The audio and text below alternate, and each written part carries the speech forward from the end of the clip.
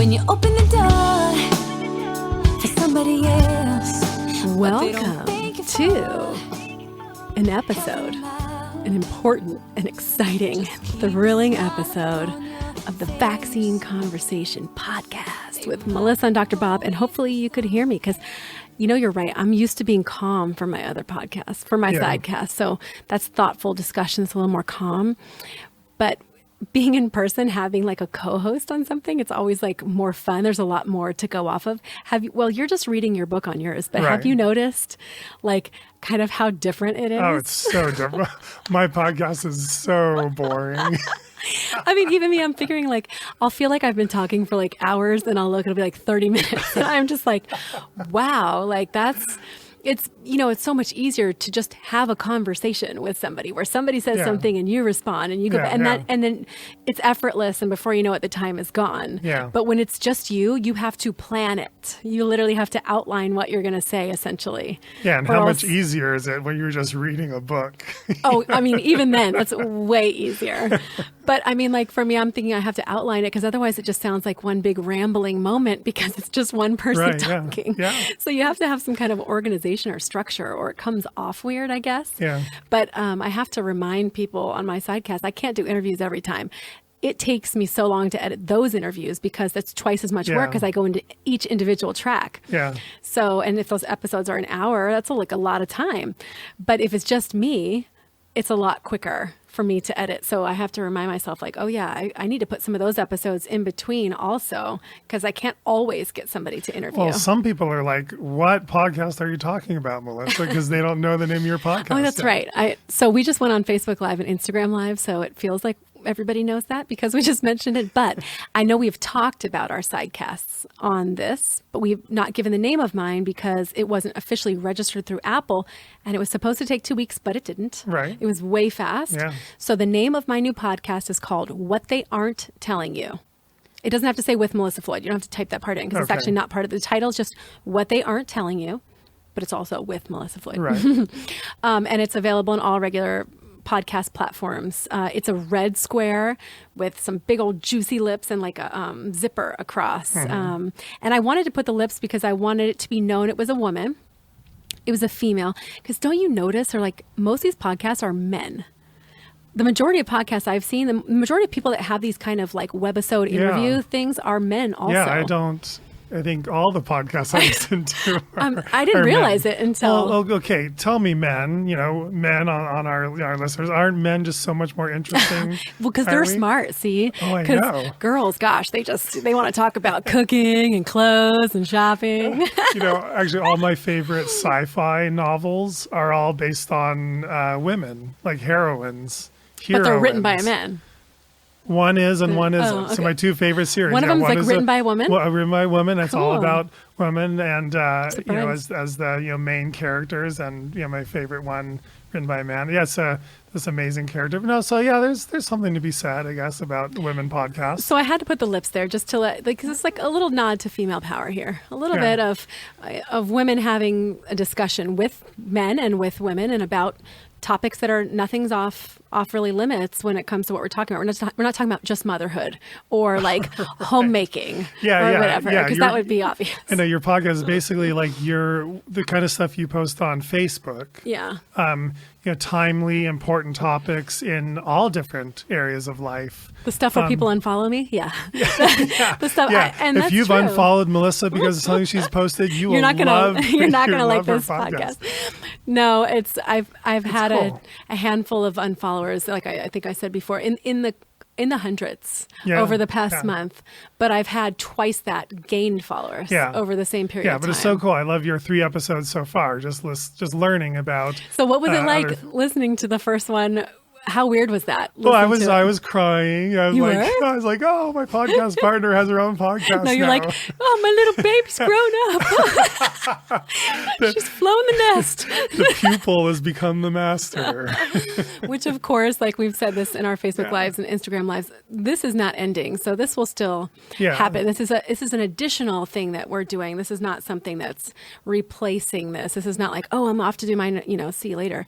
But it was because Dr. Bob really had no interest in talking about this stuff. And I don't know how you cannot talk about it.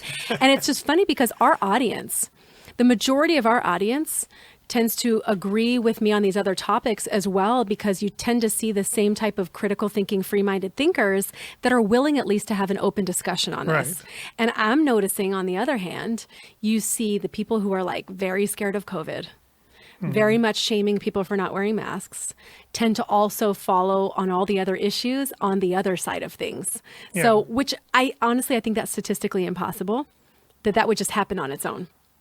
So I think that leads to the conclusion that we are 100% being shaped.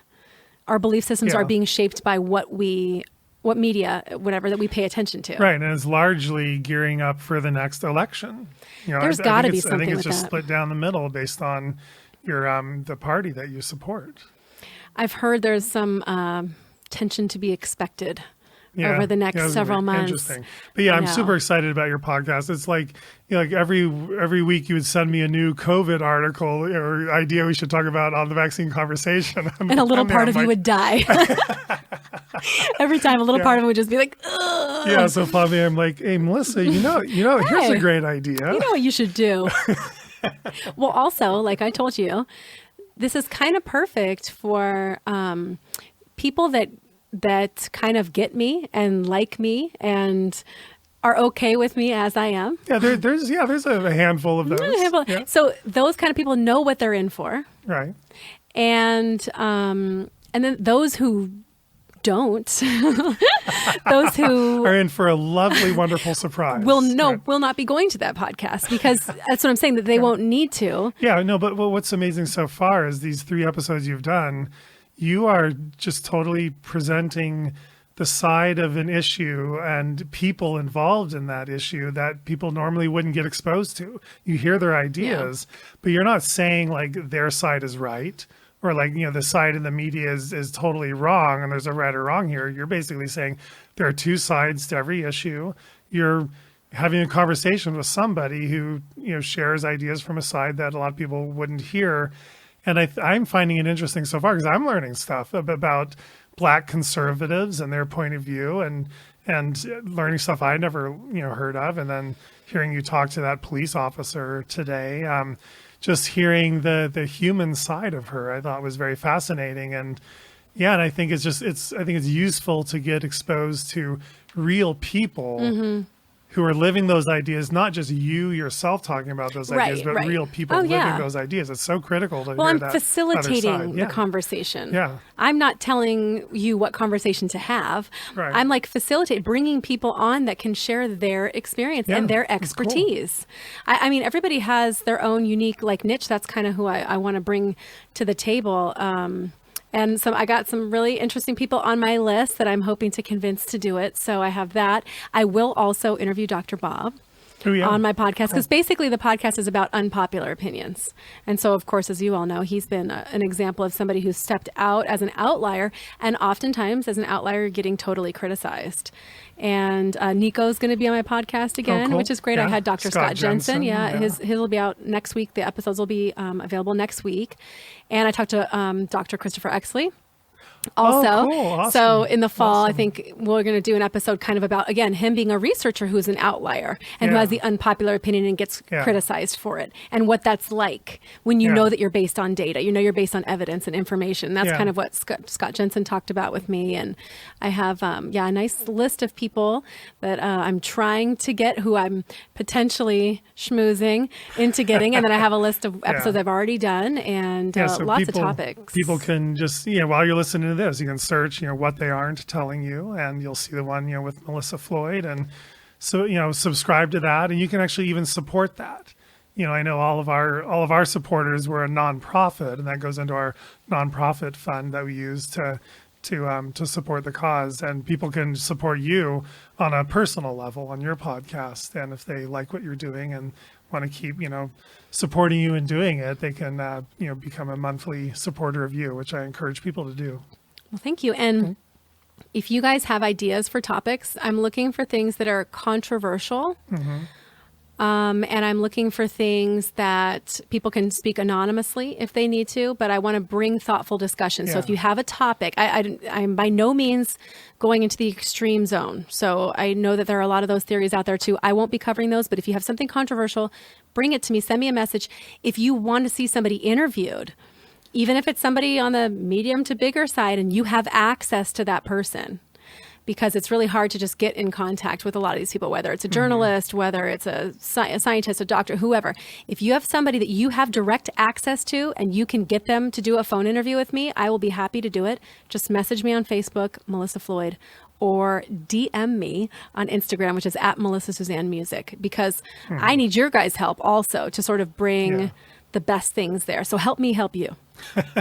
and bring these discussions with people that like really have something to share. Again, it could be a total nobody, but the story's really interesting. Yeah. Like, for example, I just heard here in Orange County that there was like a family who was coming to a small business and they had recently had a child who died from cancer. They were told by the hospital, they were asked by the hospital to add COVID to the death certificate. And they were told, the hospital told them they would pay the funeral expenses if they did. Wow. And so I'm trying to get that family to cover that story. And you know what? I just heard another one yesterday of a same type of thing from somebody else. Okay. So this is not something new. But if you have one of those stories, I want to cover also medical malpractice. If you've been in a situation where, and it sounds like one of those commercials, if you've been injured, but realistically, if you have been injured at the result of medical negligence, medical mismanagement, and you or a family member was hurt, or a family member or friend was killed by an accident, a medical accident, I want to cover that too, because we know that that's the third leading cause of death in the United States, and I think that there needs to be more information brought on that. And it's not just like medical accidents, like hospital errors, medication errors in hospitals. Exactly. And if you're wondering, is that an airplane sound I hear in the background? Or I don't know if they can hear it. I didn't hear any of that on my last one. Why is it so windy in your garage? Because this is another backyard episode. This is the backyard Melissa's barbecue. house. I wish. That would have been fun if we actually had just like a barbecue and did all that. Someone's flying loop-de-loops out there.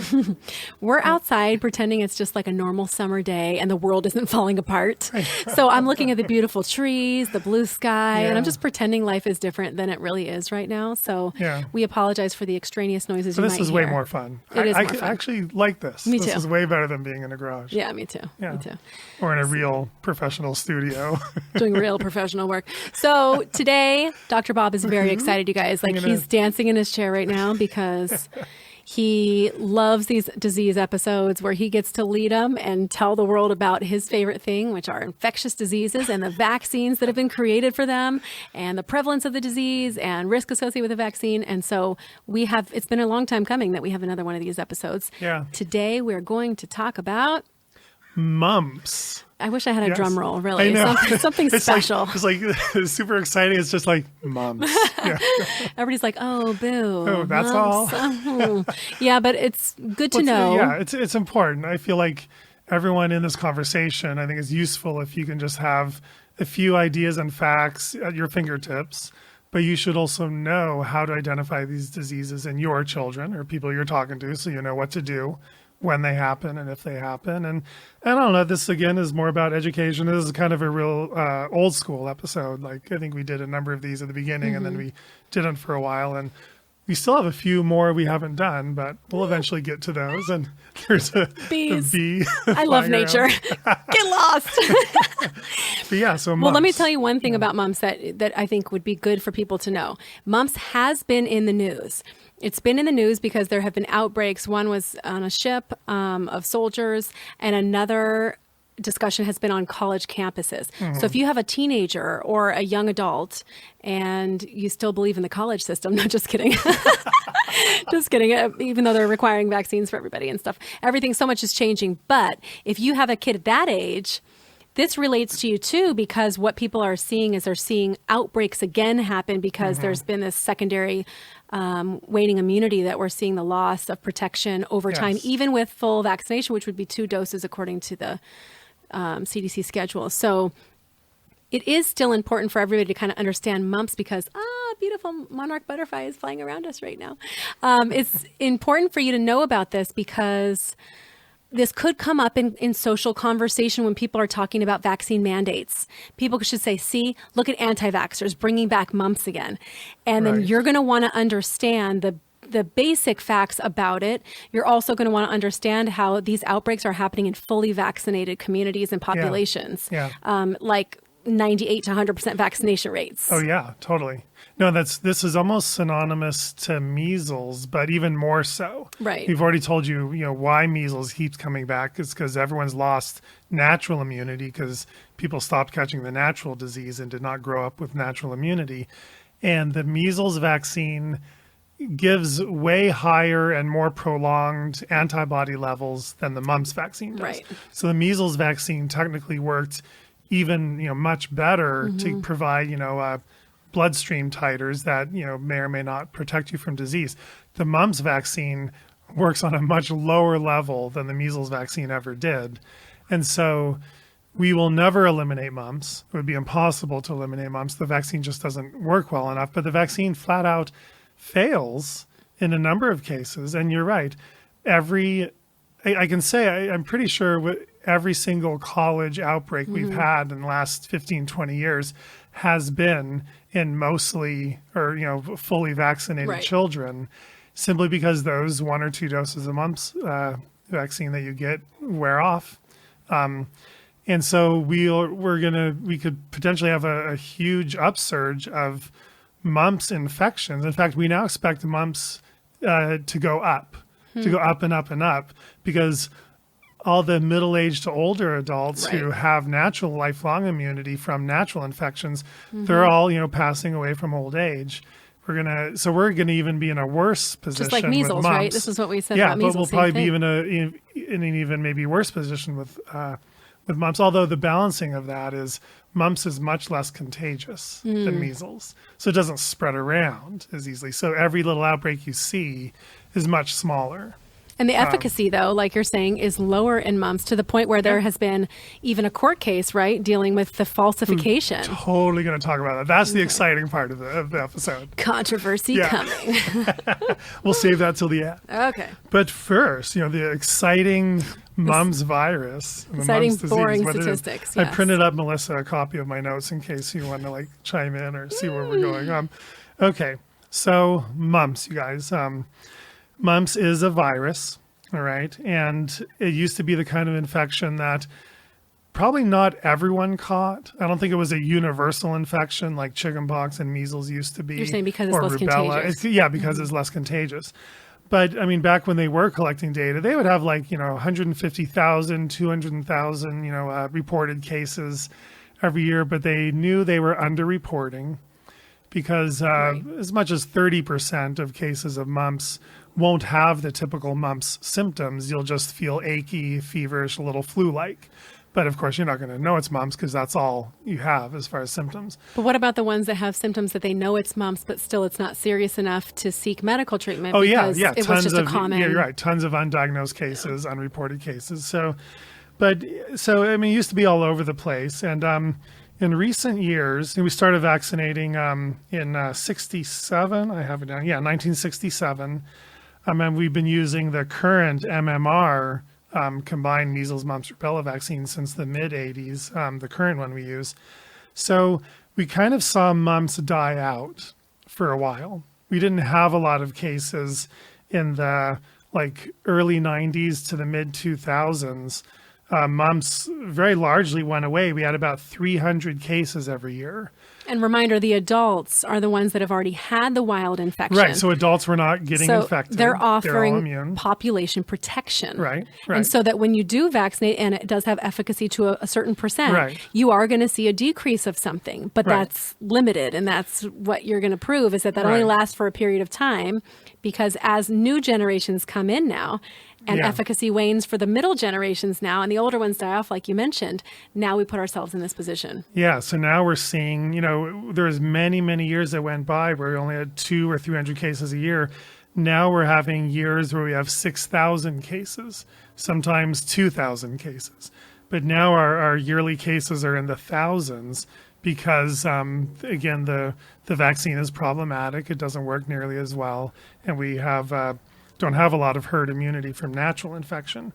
So I guess if you want to just conceptualize your child's risk of catching mumps at school or at college or out in the workplace, picture maybe, 4 or 5 or 6,000 Americans every year having this infection as far as what's reported. So it's going to be more than that are unreported. So it's not widespread. It's not like the flu. It's not, all over the place. The chance I think any kid is going to come across mumps is very, very low. It's probably low enough where it doesn't have to be kind of on your, on your radar, right? But as you said earlier, they've had outbreaks on college campuses where every single student that caught it was vaccinated with 2 doses of the vaccine. And so, so what are the symptoms? The symptoms are basically flu-like. You feel, but you might not have much of a cough. There can be a cough, but it's probably less of a cough than COVID or than the flu or whooping cough, of course. Oh my gosh, this is the first time COVID has turned into one of our disease episodes on the vaccine conversation. I know, it's That's listed crazy. now. That is crazy. But you might have a cough, but mainly flu-like symptoms, and you have no idea that it's mumps. And then 2 or 3 days into that, you will get the classic number one sign that, should set off alarm bells that it's mumps. You'll get chipmunk cheeks. Your cheeks will swell up. Okay. And it'll usually start on one side, but very quickly the same day or the next day move to the other side. I'm like demonstrating this for Melissa with my hands, and you're like, "What do chipmunk cheeks look like, Dr. Bob?" I'll do it. So it's like that. But it's your parotid glands in your face, your main glands that generate saliva for you. They're parotid glands. They swell up. Okay, so wait, this is not your lymph nodes in your neck. Correct. Okay, that's an important distinction. It is a hugely important because distinction. I think I would have assumed it was lymph nodes because I remember the swelling, Right. but I think of the swelling by the base of the jaw, not necessarily the swelling on the upper part by the cheek. Correct. You're right, Dr. Floyd. And it's funny, they actually grill that into you in medical school. The difference between mumps and, say, like lymph node swelling from strep throat, it's all based on the jawline, the mandible, your jaw. And if it's above that and in front of your ears, that's your parotid gland swelling. If it's below the jawline, it's your lymph nodes from like a throat infection. If it's both, then I don't know what it is. You're a sickly human being. And you need vitamin D supplementation stat. Yeah, but that's the 2-3 days into the flu-like illness, you'll get the parotid gland swelling, and that's when you know it's mumps. Did you have mumps as a kid? I did not. You did not. No memory of it. I did have the Mumps vaccine, and so there are other causes of parotid gland swelling, other infectious causes. There are certain bacteria, other viruses that will make your parotid gland swell. So it's not always going to be mumps. And again, 30% or so of people with mumps won't get a swollen parotid gland. How would you know if it wasn't? If you had the swollen cheeks and you had flu-like symptoms, what would make you think that it's not mumps? Well, if it's only one side and it never goes to the other side, then the chance that it's mumps is extremely low. If it's both sides, it's pretty much presumptive that it's most likely mumps. And you need to have had the flu-like symptoms beforehand. Likely, yeah, most likely. So the incubation period, the time, from when you're exposed to the disease to when you develop flu-like symptoms is 2 to 3 weeks. So that's kind of a long incubation period. Most diseases are like a few days if it's a cold or the flu. It's 7 to 10 days if it's, measles or chickenpox. Chickenpox can be as long as 3 weeks, but mumps is typically, not before 2 weeks. It's like 2 to 3 weeks incubation, and then you'll get contagious. You are contagious about 3 days prior to the cheek swelling. So typically, as soon as your achiness and your fever start, you're probably contagious maybe a half day before that. And then you're contagious for those few days before cheeks swell. And then you're contagious for about another 5 days after your cheeks swell. So that's kind of a long period. It's like 8 days of being contagious, 3-week incubation period. So it's a disease that kind of can spread somewhat easily through, from through a college campus, because it takes so long to, I think, for people to recognize it. And it's spread through saliva. But not like measles, not like COVID is easily, like measles, it just spreads through the air, like it aerosolizes and spreads, kind of far. Mumps, it's more spread kind of like mono, like intimate contact, sharing of saliva, sharing of, food and drink that you got your saliva on, like, being in a room with a college roommate. Wait, is this like meningitis? Like you had said Similar, about? yeah, as yeah. far as yeah. how to catch it, how it. Yes. Okay. Yeah. So I was like, I've heard all those things before. I know, yeah. Where have I you're heard right. that? You're right. So it's very kind of similar to that. So that's why it actually doesn't spread, you've heard of college outbreaks. But the college outbreaks aren't typically in the thousands or even many hundreds. A lot of outbreaks are just, 5, 10 people. Oh, you might have larger outbreaks Because it's not as much available like in the air or between people coughing and sneezing. It's more like you're saying this extended contact or intimate contact. Right, so that right. limits. But it can also be coughing if you're near somebody. And but since a lot of people will be less symptomatic, then it'll spread through a community when people don't realize they have it. So that's that's kind of mumps as far as how you recognize it. You diagnose it with a cheek swab. And you can also diagnose it with a blood test, but the cheek swab is probably a little better test. Does that only work for active infections? Yeah, cheek swab's only for active.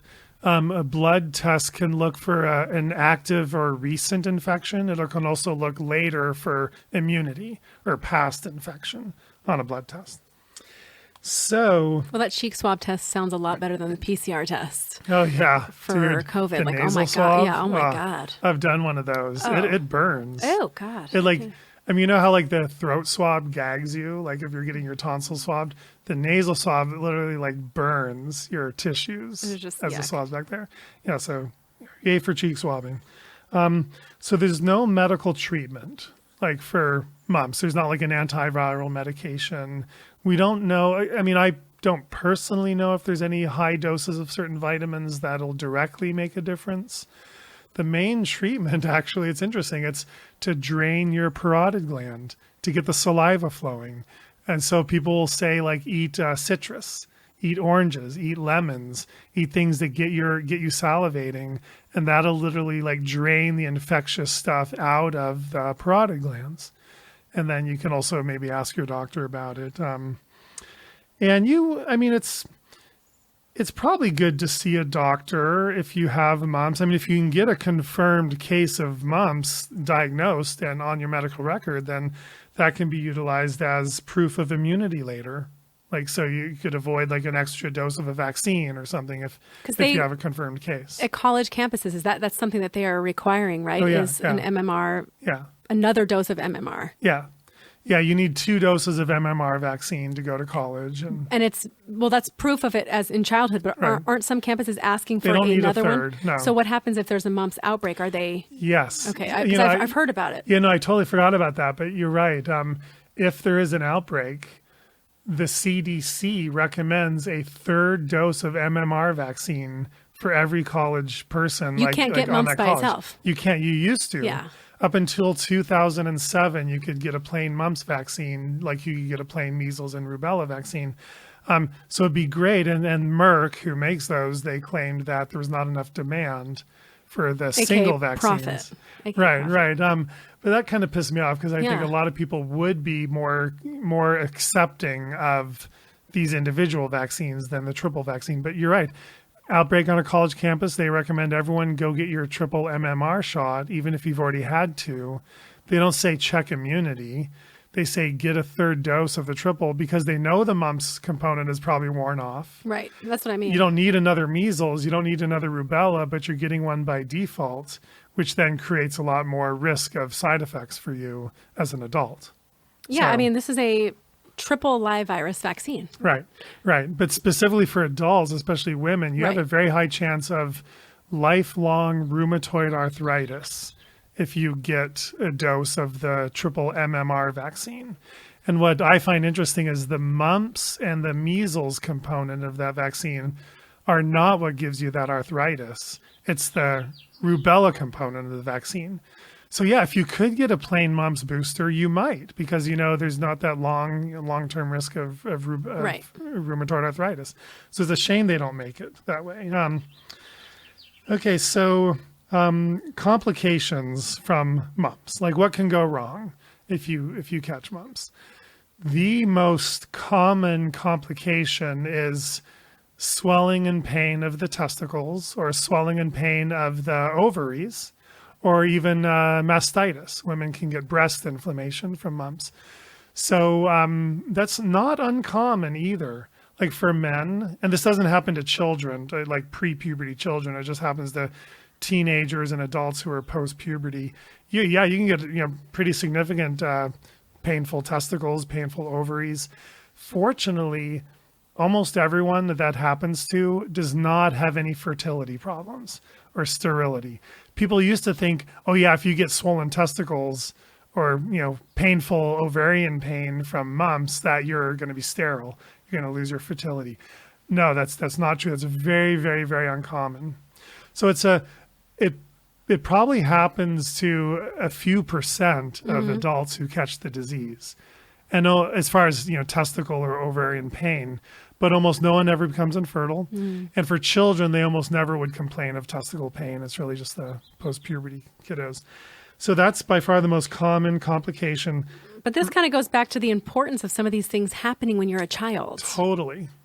And Exactly. and how we've sort of, again, shifted that burden of disease now to an older portion of the population that has more risk, Right. which is a concern. I mean, we have to think, I think when we make policy decisions, we have to be thinking about the long term. We can't just think about right now. Right now, if we vaccinate this generation of people, there's going to be this many won't have mumps. Cool. Okay. Right.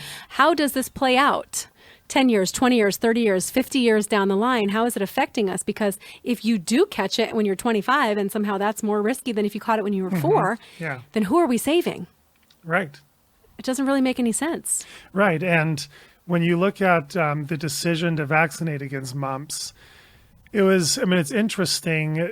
Way back when everyone or a lot of people used to catch mumps, we had about 50 fatalities every year. Way back in the 40s and 50s and 60s, pre-vaccine. Which is extremely About low 50. for a high Yeah, population of and people. that's about what we used to have as far as people dying from chicken pox. We had about 50 fatalities every year. Compare that to measles, we had about 400 fatalities every year. Now, some years we have 0 fatalities, some years we have 1. In the last 20 years, the most fatalities we had in any one year was 2 fatalities in 1 year. So fatalities are virtually unheard of, very, very rare. And again, it's rarely going to be a child. If there's going to be fatality, it's typically going to be an adult suffering a complication like meningitis, or like a brain infection or spinal cord spinal meningitis, or encephalitis, which is an even more severe viral infection of the brain. Very, very, very rare complication. When people get mumps meningitis, it's usually not nearly as serious as bacterial meningitis. Right. Mumps meningitis, you'll feel terrible. You have like the worst headache of your life, but you'll get through with rarely any sort of complications. Another complication of mumps is pancreas inflammation, pancreatitis. And it's so fascinating. I mean, I find it fascinating that certain viruses have this real like proclivity to like infect certain organs. And for some reason, mumps likes the reproductive organs and it likes the pancreas. And so you can get a little bit of temporary pancreatic inflammation. And the reason why that's kind of interesting, we'll kind of come back later to vaccine side effects and how that kind of relates. But don't worry about fatality from mumps. I mean, people have a little bit of worry of fatality from things like meningitis, things like measles, but mumps, I mean, the chance that any of these college kiddos that catch it, the chance of having a complication like sterility is virtually 0. The chance of fatality is virtually 0. So you don't have to live in this fear of this disease like you might worry about some other diseases. But what do you hear? I mean, what have you heard just through the grapevine and from people, like the biggest fear about catching mumps? I mean, everyone says sterility. You're going to become sterile. That's like the biggest fear everyone has. And anytime someone in the media talks about mumps, they'll say, go talk to your doctor. Make sure you don't, make sure you're immune or you get a booster because you don't want to become sterile. And I didn't know this, but just reading this morning, the CDC actually admits on their website, if you read their mumps section, I wrote it down, they say if you have inflammation of your testicles or ovaries from mumps, we have not proven that that can lead to fertility. The research, when they've looked at it, they've tried to, lead to infertility. Yeah, thank you. They've tried to like prove it through, through very thorough research to prove that infertility, like if you have inflamed testicles and ovaries, that you'll become infertile. No studies have been able to show that or conclude Well, that. the challenge too is probably because you have to wait so long to be able to find this out, right? Yeah. I mean, you've got, if you have an infection as a teen and you have those symptoms, you're not going to find out for another 10, 15 years when you're trying to have children, whether or not you're infertile. So like following up on these kinds of things probably has to be a little bit challenging. Yeah, but they've tried. Oh, yeah. Yeah, they've tried. They've had enough years at this point. Yeah, they've not been able to show it. Deafness is a very rare complication from having ear infections associated with mumps. And that's the same with measles, right? Yeah. Very rare complication. And you just posted this on your Facebook a couple of weeks ago. We have this infographic on Immunity Education Group website where we talk about how many people used to be harmed by a disease before it's a vaccine. And our data, our statistic is basically, back in the 1940s, 50s, and 60s, before the vaccine came out in 1967, in our American population, only 1 out of every 2 million people in America were either dying of mumps or becoming sterile from mumps or suffering like a very severe lifelong, debilitating complication from mumps. 1 in every 2 million people. And again, I think that it speaks to the mentality of, if we can make a vaccine and do away with the disease, then that's the right choice. We should do that for every disease we possibly can. You're saying that's how they think. That's how they think. Mentality. Instead of what diseases should we eliminate? Right. What diseases are so fatal and dangerous and, that are worthy of elimination. And that's not really how they think of it. I kind of feel like, and not to bring up coronavirus again, because I don't love that, but I kind of feel like though the discussion you're talking about, having the discussion of what should we do versus what can we do, is kind of the way that different countries have responded to COVID-19, where you've got some people understanding, hey, a virus runs its course, and it is going to be harmless for most. We can shut it down. We can do a lockdown, which will have all these other unintended consequences. We can do that. We can try to stifle the virus, and we can attempt to extinguish it, as Dr. Scott Jensen said, trying to extinguish it versus understanding that not everything needs to be stopped. Like I see people online going, you'll say, oh, the fatality rate is very low, and they'll be like even 1 death is too many. Right. And I'm thinking, when did we get in the business of stopping every single death on this planet? Right. Because that's not in our control. Right. We cannot control the outcome of stopping every single death. Right. So it's just funny when I hear people saying, here's what we can do. Do we need to stop an entire generation from getting mumps? Like, did that make sense? Was that necessary, or was it just possible? And you have to have those grander, broader discussions about, what's the downside of this down the line? How does this affect us down the line? Or do we need to intercede maybe? Maybe we don't intercede on this one. Maybe we intercede on one that's a little bit more dangerous or deadly or whatever. So it's kind of like this greater conversation I'm seeing modern medicine have. Do we go with a natural route and only intervene when we barely need to? Like when we have to? Yeah. Or do we intervene all the time whenever we can just because we can? Yeah. I know. I've been... Like the earliest discussion that I was kind of privy to in the medical community was the Hepatitis B vaccine in the early 90s. And I was able to watch the medical community debate this and talk about it. And, should we, be preventing and then other diseases that came along after that. But I would find it fascinating how those early discussions went on. I don't know how they made those decisions. But speaking of COVID, like you were saying, I just saw this story yesterday and it pissed me off and I couldn't wait to talk about it on the podcast. I saw a story where, surprisingly, the CDC is now warning about 10 times as many people may have caught COVID than we initially realized, or 10 times more people are now infected or going to, become infected with it, in the months to come than people thought. You and I have been saying that from the very beginning. as a reason to say, as a reason to prove why the fatality rate is like 10 times lower than they're saying, because 10 times more people are catching it. But no, now the CDC is jumping on board with that same narrative, but they're not saying, so we don't need to worry because the fatality rate therefore is 10 times lower. They're saying, no, now the virus is going to spread everywhere because we're reopening. Reopening is now going to put everyone at risk because 10 times as many people have caught the disease or are going to catch the disease as previously suspected because of so many unreported cases. And I just find that so frustrating that they have that agenda to use the same data set, but to put a different spin on it. And I don't know if you saw the same thing, but does that even relate to our current conversation?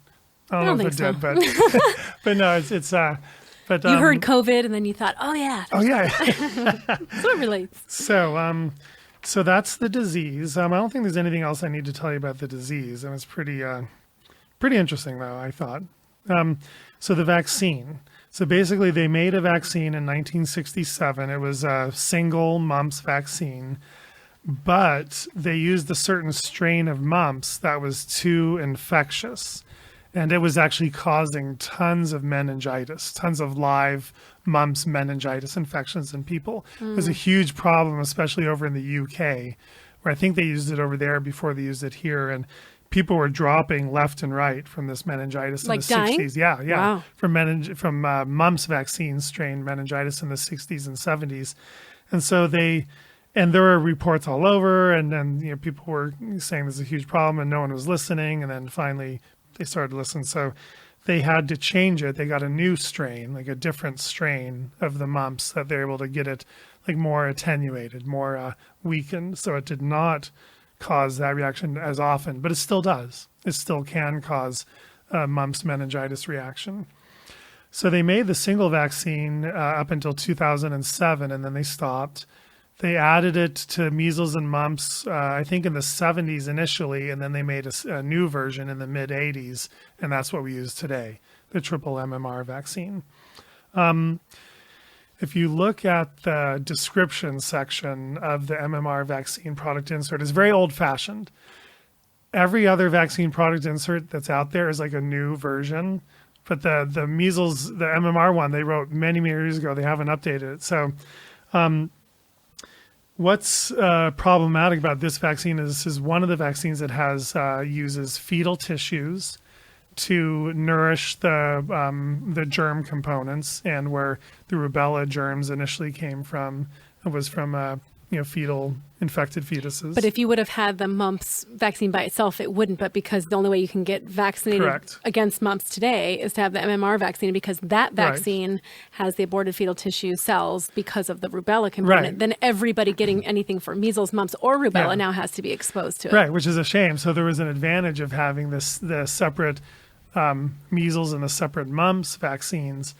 And what's interesting is, from a religious standpoint, even though the Catholic Church officially says, it's okay to get a vaccine with aborted fetal tissue, there's an asterisk with that statement. It says, only if there's no alternative. Right.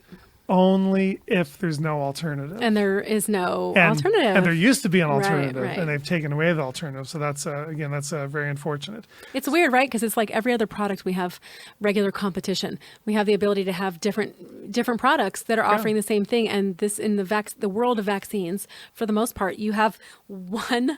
Sorry, I'm getting attacked by bugs here. You have one vaccine so you don't have choices. You can't compare to and say, oh, this one's less reactive, this one has less side effects, or this one works better. You don't get the option as a consumer to have choices, which that seems problematic to me. Yeah, most vaccines have 2 or 3 makers. So you have choices. The MMR vaccine, there's only one maker. It's made by Merck, and they have a monopoly on it in the United States, although not in other countries. There is another company that makes a competitive MMR vaccine available in other countries, but we can't get that one in the United States. So you get the vaccine when you're 1 year old and 5 years old. And if you, or you can get it later in school if you didn't get it when you were younger. The side effects basically mimic the disease. the mumps-related side effects. You can get pancreatitis, you can get meningitis, you can get mumps encephalitis, you can get parotid gland swelling, you can get, fever and achiness. And during that outbreak on the military ship, where they had the mumps outbreak, so they gave everybody an MMR booster on that ship. And then they had this huge outbreak of cheek swelling among the sailors. And a lot of that was probably, vaccine reaction. But what I kind of find, I don't know, statistically interesting is, I would say, given how rare mumps is now, you're probably statistically more likely to suffer one of those severe complications, like in your pancreas or in your brain or in your reproductive organs from the vaccine as a vaccine inflammatory reaction, than you are taking the chance that you're going to catch the disease and suffer a natural version of the reaction. There's probably more of that happening as a vaccine side effect than naturally, statistically speaking, which is a little problematic.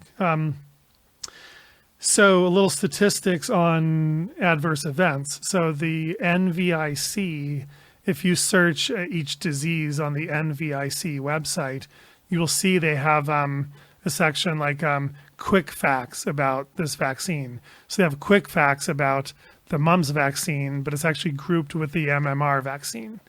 So if you look at all the statistics on MMR vaccine reactions, so over all the years that we've had an MMR vaccine, and we've been tracking reactions through through VAERS, there have been 95,000 total reactions reported to the database. There have been 7,000 hospitalizations reported after MMR vaccine, 1,800 permanently disabling reactions, and 432 deaths reported, like in a timely, fashion right after getting an MMR vaccine. And some of these might be a plain mumps vaccine if any of these were reported just from mumps, but most of this is from the MMR vaccine. So you're seeing, the number of reported complications from this vaccine and deaths. I mean, we've been doing VAERS data for 30 years? I think 30 years now we have VAERS data. We've had 432 deaths reported from this vaccine. And we've only had maybe 20, 30, 40 deaths in all that time, maybe from mumps. We've maybe had, a number of hundred deaths from measles during that time. But we've actually reached the point where we're having more fatal reactions to the vaccine reported every year than we are to the diseases. And again, that's kind of statistically interesting. So there's one more topic on this that I want to talk about. It's the MMR vaccine and Mumps vaccine lawsuit that you alluded to earlier.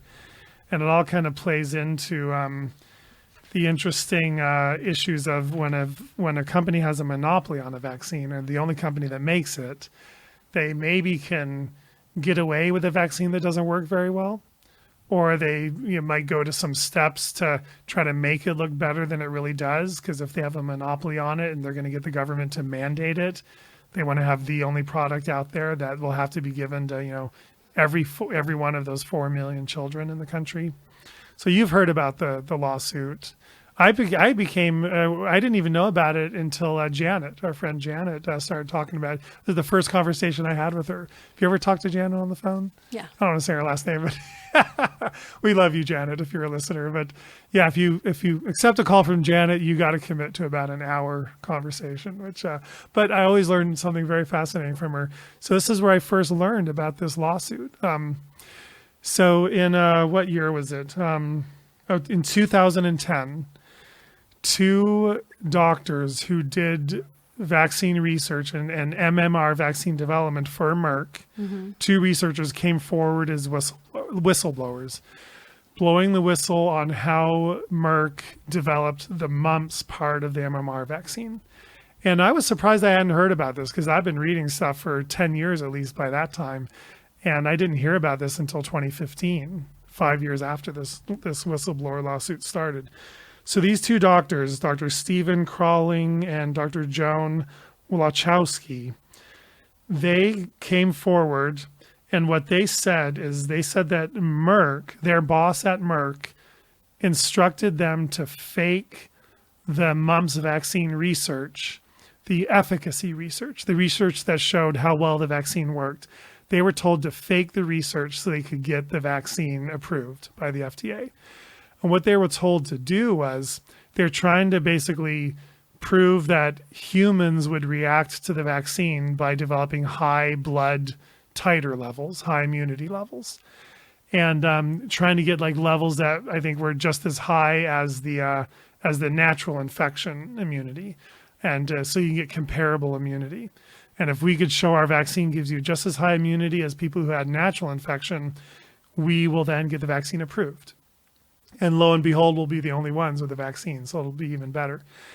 Well, what these two researchers said, and this first detail I'm a little bit hazy on, but my understanding is they couldn't get the mumps virus vaccine to give immunity as high as natural infection, so they infected some test subjects with a weakened vaccine strain and tried to compare those results to show that the new vaccine strain was just as good as the weakened infectious process in test subjects. But the new vaccine strain wouldn't even live up to that weakened version of the virus. They couldn't get the vaccine to work as well, so that didn't work. So they gave a whole bunch of test subjects the vaccine, drew their blood to check their immunity. They also gave a bunch of rabbits the mumps vaccine and drew blood from the rabbits, got the rabbit immunities out of the rabbit blood and mixed it in with the human test samples to raise the immunity levels in the human test samples. And then they test those samples and wow, lo and behold, all of a sudden we have high immunity levels. So they were looking for 85%, right? Isn't Right. that the number they were trying to reach? Yeah, they're trying to get some sort of percentage level. I think you're right. I think they're looking for 85%, but they wanted 95% and they got it. This new, human test samples from the vaccine mixed with rabbit blood samples from the vaccine gave high immunity levels in 95% of test subjects, and that's what they were going for. And so then they got the vaccine approved, and these whistleblowers came forward saying, this is the process. According to them, this is their opinion, and I don't know what evidence they have for this. But so they sued Merck as whistleblowers. That lawsuit started in 2010 in federal court. And this is what I learned from Janet, is every year they go back to court, and every year the judge allows a continuance. The Merck lawyers say, oh, we're not ready. You need more time. Sounds like vaccine court. I know. What they do to the parents of kids that have been injured, and they try to delay so the it. next year, and then the last update I got from 2019 is again another continuance. Gosh. The judge said, oh, yeah, it looks like maybe there's a case here, but the Merck lawyers aren't ready yet. So we're going to go through. And how is that even constitutional? How are there not a system know. of checks and balances in place? I do not know. It boggles the mind. But what's interesting is why they're actually able to sue in the federal court is because Merck has a monopoly on the vaccine. Now it's not just a fake research lawsuit; it's an antitrust lawsuit. Merck is now. It's like it's okay to defraud the government, and if you get away with it, then it's okay. But if you defraud the government with a monopoly on something, that's way, way wrong. Like the government really frowns on that, and that like takes it to a new level. And that's what they're looking at is looking at the lawsuit kind of a, combined fraudulent research, but now you've also defrauded the government as a company while you have a monopoly on something. So it's very fascinating. But nobody is being held accountable. Not yet. But I don't know how they make this go away completely. I mean, I feel like eventually they have to be in front of a judge to get this to move through. But my experience, in my office, I used to give a lot of people the separate measles and the separate mumps and the separate rubella vaccines. Now that I'm checking their titers years later, almost all of those mumps kids are immune still. kids that I'm giving the MMR to, I am finding mumps immunity in less than half of those kids. I'm finding measles immunity in almost all of them, rubella immunity in almost all of them, but mumps, no. And these are still under 18. Yeah, these are all like 5-year-olds, 3-year-olds, 12-year-olds. People are getting the vaccine now because they don't want to homeschool. They don't want to move. So they're going ahead with a vaccination. And we're hoping to only do one. So we do the vaccine and then we do immunity. Yeah. And the mumps part is failing. And I have to call the parents and say, I'm sorry, you need a full MMR vaccine all over again, only because the mumps component, which is crappy to begin with, because if this is true, they faked the research. So no wonder it's not giving immunity. And then you get the second dose, and you don't have to check immunity after the second dose because they just assume it's all good. I bet those mumps components is not working. Well, also you see a lot of people who, let's just say, don't develop immunity to the measles portion of the MMR. That it doesn't matter how many times you get it. There are people that will never develop immunity. And, Dr. Scott Jensen was talking about this, that there are people that there is some type of genetic component that keeps you from being able to actually be infected with certain diseases. Right. So that it wouldn't matter if you wanted, even if you wanted to, that you wouldn't be able to.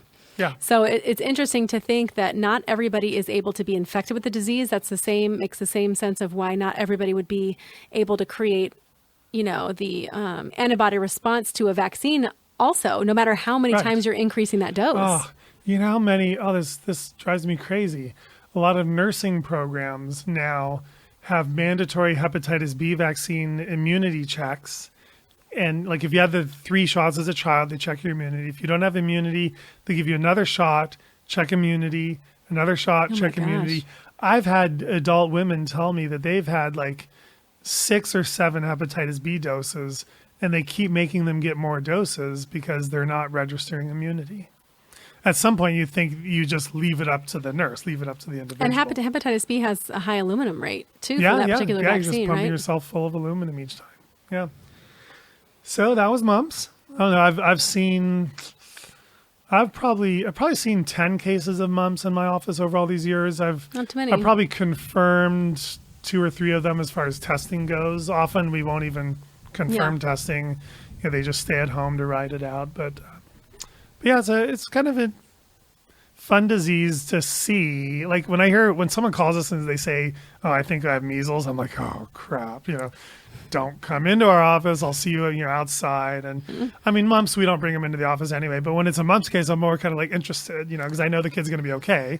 They're not going to be harmed by it. Let me see those swollen cheeks. I know. So I get to see and, use my medical expertise. And then when they find out the treatment is just lemons and oranges, they're like, really? I'm like, yeah, trust me, lemons and oranges. You'll get through it. Just salivate, drain your glands, and you'll be fine. Oh, that's good. Anyway, kind of interesting disease. So that's have you been? Was that fascinating? Was that fun, Melissa? Was that fun? Would you like me to say yes? So, have you been getting a lot of people in your office asking about COVID for kids? Like, oh, I think my kid might be. These are the symptoms. No, like 2 or 3 maybe. Yeah, I'm not seeing it. But did you want to talk more about COVID? 'Cause you can. No, I just was thinking about if parents now are going to their pediatricians, the way that they would have about mumps and measles back in the day when those were normal, and now COVID's something people are experiencing. So are they coming to their doctor saying, hey, my kid has these symptoms. Is it COVID? I just think they're not catching it yet around here, the kids. I think it's still, it's either so like barely symptomatic or very mildly symptomatic, or people just aren't catching it. But we've had a few calls. And my question is, where are all the other illnesses? They're nowhere. I'm not seeing anybody. Right. Where's strep? Where's all the normal things that kids get? It's like everything has magically disappeared. Yeah, and you know what someone needs to do? Someone needs to do some like research related to how kids' health goes like for this year and next year, given that Americans have now very largely gone unvaccinated, for the last 4 to 6 months. And I'd like to see how these babies are doing and what their health is like. Or are they going to all get caught up, within the next couple of months, and then we won't be able to tell, because then when you do that study, it won't matter at that point unless they stayed without. Right. But, I mean, there are a couple different ways to argue why there are less diseases in general. Like, obviously, a lot less people are commingling together. So kids spread to other kids. But if they're not in school, they're not playing together, all those things, then you're not going to see cases of stuff. But I can't imagine with all the people going to grocery stores, and a lot of people are still out. I mean, a good portion of people are out. How is it that there's no like bronchitis and there's no like regular pneumonia and that kind of stuff, the flu? Like, how come it's only either COVID or you're asymptomatic with nothing? Yeah. Well, maybe it's just because it's off season. I mean, once flu season's over in March, there really isn't anything, I guess. Just you don't have patients coming in sick between March and October ever? Well, in summer we have tons of like fevers, vomiting, diarrheal illnesses. Where are we? The end of June. So maybe those aren't going to spread around as much because not as many kids are and that would be like childcare. The intestinal stuff, right? Yeah, intestinal like stuff. polio was during the summer. Yeah, but we don't get a lot of respiratory disease during the spring and summer anyway. But it's almost like that dropped off as soon as coronavirus came on the market. Like as soon as that thing was here, I stopped hearing about any of the other stuff people get. It was either COVID or nothing else. And I'm thinking, gosh, we had a whole list of things people used to get. When school gets back in session, I'm not looking forward to what we're going to see. Well, I don't know if COVID and other illnesses. I don't know if it's going to get back in session. I feel like they're going to backtrack on this. Yeah, so a lot of the private schools in our area are so far planning to move forward. Yeah, but wait till the fall. So are colleges, and if fall comes back, and all of a sudden the flu. Oh, did you hear Fauci say there's a new flu that's going to be pandemic now? A new swine flu jeez, coming from China. That's found in pigs that he thinks could be a pandemic. Now, they have not proven that it actually transfers from a pig to a human, but that's not important. Let's put the article out anyway. You've got these major news going, we've got another flu coming. Yeah. I'm like, wow, isn't that timing just coincidental? Yeah. So, I mean, you can imagine in the fall, I don't know how things are going to stay open if all the stuff hits at once. And again, have we made ourselves more susceptible by being isolated this whole time? I know, but I think people have sort of partly woken up to the idea that the economy needs to. You can wait. Yeah, we're pausing for airplane noise that maybe only we can hear. That's like the kind that you hear like at the beach with like the little flag. Yeah. Brings back memories. Oh, I see. It says, "Hey, Melissa and Dr. Bob." Keep up we the love good you, work. Melissa and Dr. Bob. So many. But I think people are waking up to the fact that the economy does need to move forward, and I guess what I'm hoping is that even the Democratic governors and the Democratic states might realize there needs to be a better balance. Instead of total shutdown, there needs to be. I don't know. These need to stay partially open because the virus is going to kind of circulate. It has to circulate. Yeah. Anyway, but it has to in order for us to get through it. And are enough people going to see that? But did you see Newsom? He's already closing down other bars and counties already again. Yeah. So, but that's like the highest level or the lowest level of closing down. But that's where it starts. Yeah. Ugh. Isn't that how it started last time? Yeah. He's already put 7 counties on warning, 12 counties on warning. Yeah. No, 13 now. Like our county. Ours is our 2. county's been bad. Yeah. Well, we're number 13 now. So we're on warning. Yeah. And so that's where it starts, right? But again, I feel like we have to experience it. We have to be allowed to experience it so that we can all get this out and about. I shared the graph today about Sweden. You look at the differences and like our deaths are like still happening every single day. They're not dropping, and they're not going to drop, I don't think, for months because of the way we handled it, versus let the peak happen and drop it down and be over it and don't have the second and third waves, or if you do, it's going to be almost minuscule. Now we're going to have just one big extended wave that's just going to last for like a year and a half. How is that going to help anybody? Dude. I mean, but aren't they? It's stupid, but I feel like people weigh up, and people who stand to make lots of money on this are probably hoping it lasts a long time so that the vaccine will make it here in time. Of course, they're hoping and for that. And they're not going to say that publicly, but people are like salivating at that. See, you like talking about COVID. See, you've missed it. I knew it. Wait, let's wrap this up here, and we'll have a part 2. Just kidding, everyone. Compare and contrast mumps and COVID. Well, what you need to know. Whether we like it or not, it's part of the discussion now. Should you ask your doctor about? No. Anyway, so I guess we can wrap this up. Yeah. Yeah. All right. Okay. Well, that's been mumps and COVID in Melissa's backyard, and A nice cool Getting some breeze. vitamin D Yeah, we are. to my feet and my now the arms. sun- It's now the nice. sun's How out nice here. is it to We're have in like the shade, yeah. beautiful breeze? Here we are continuing to talk. I bet the music started already though, so it's probably fading us out. But Well, thanks for you guys listening. don't forget Melissa's podcast, What They Aren't Telling You. My podcast, A Tale of Two Sides. Tale of Two Sides. Enjoy those, and we will see you next time. I don't know when that'll be, but it'll be soon on the... You don't even know the name of the podcast? That is so I know, sad. yeah. Well, this has been a tale of two sides that they aren't telling you. What they aren't telling you about the Tale of Two Sides. Alrighty, so this is the vaccine one, right? This is the official end. Where we talk about We're vaccines really going to all end the this time. conversation. Okay, Yeah. Okay. Right now. We'll see you next Okay. time on Yeah. That thing. The vaccine And conversation. lots of Facebook Lives because Dr. Bob loves Yes. us. So even if we're doing fewer episodes on this over the summer, we will be still checking in with you. Yeah. And we're literally waiting for that podcast. It's to air. already over, so they can't hear Wait. what you're saying. Oh. I don't think, can they? I'll make sure they do it. Right? It's not over until I say it's over. What am I doing? I have the soundboard. I could have stopped How this dare like you minutes cut? ago. How dare you do a cut? I'm gonna get the hook. Just carry on. We're gonna be the peace we wanna see in the world. Yeah, be the peace we wanna see in the world. Yeah, be the love we wanna see in the world. Be the joy we wanna see in the world. Be the change we wanna see in the world.